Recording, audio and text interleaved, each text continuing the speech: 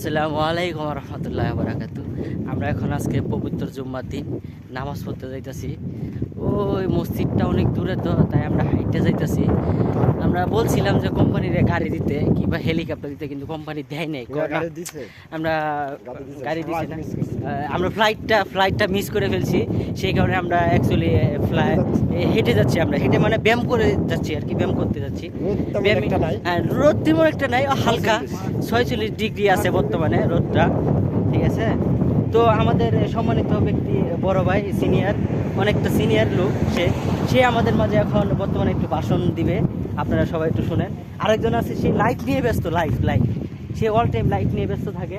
সে দেখেন, আরেকজন আছে সিনিয়র বিআই, আমাদের বিআই, সম্মানিত বিআই।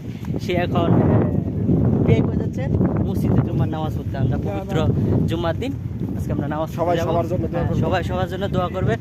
ইনশাল্লাহ আমরাও আপনাদের জন্য দোয়া করব, সকলের জন্য, যে সকলে ভালো থাকুক, সুস্থ থাকুক। আলহামদুলিল্লাহ। দোয়ার পরে ক্যাপসা আছে, আবার ক্যাপসা আছে, আমরা ক্যাপসা দিব অবশ্যই। আবার ঠান্ডা আছে, পানি আছে, সবকিছু আছে, আলহামদুলিল্লাহ। তো আপনারা দেখেন, আমরা এখন ওভারব্রিজ পার হচ্ছি। আপনারা একটু মানে ভাই ওভারব্রিজটা একটু পারে লই, ওভারব্রিজটা একটু পারে লই। ওভারব্রিজ তো সেই কারণে আমরা মানে ওভারটেক হয়ে গেছিলাম।